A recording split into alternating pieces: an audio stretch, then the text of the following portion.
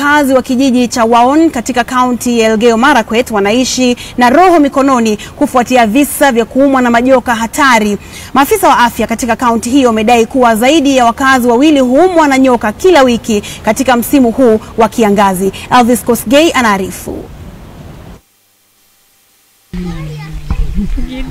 Wanasema ukitaka kumuua nyani usimwangalie usoni. Ndio taswira halisi katika kijiji cha Waon, kaunti ya Elgeyo Marakwet.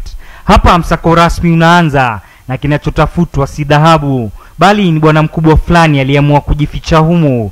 Saa chache baadaye huyu bwana anajitokeza asijue linalomtumbulia macho na kupokea kichapo ambacho wenyeji wanadai kwamba hawampigi yeye bali wanapiga dhambi na makosa ya familia yake.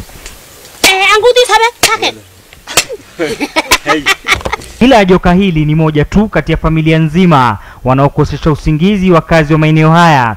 Mathalan, Rael Tumo, mwanamke wa miaka 55, anadai kuwa kuona kifo kwa macho baada ya joka kumtembelea kwake nyumbani kisha kumuuma hapa sikioni. Anadai wengine walioumwa hawajaishi kutuhadithia. Nitemea uso na macho. Alafu nikapiga nduru, watu wakaingia. Na kwa kuwa mwenye nguvu mpishe, majoka haya yanadaiwa kutangamana na wakazi wa maeneo haya yanapobanwa na kiu, hasa katika msimu huu wa kiangazi, jambo linalowavuta wote kutoka msituni na kupapia maji mitoni. All kinds of snakes ni mingi.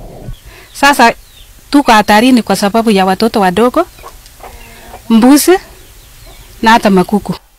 Wakazi sasa wamewataka wadau wanaohusika kuweka dawa zinazopunguza makali ya sumu ya nyoka katika zahanati ya maeneo haya ili kupunguza maafa zaidi. Mwaka jana tulipoteza mtu wetu mmoja jirani. Tena jirani kabisa. Hatua isipochukuliwa kwa dharura, huenda wakazi wataendelea kucheza ngoma na majoka hayo yanayoendelea kusababisha maafa. Elvis Kosgei, KTN News.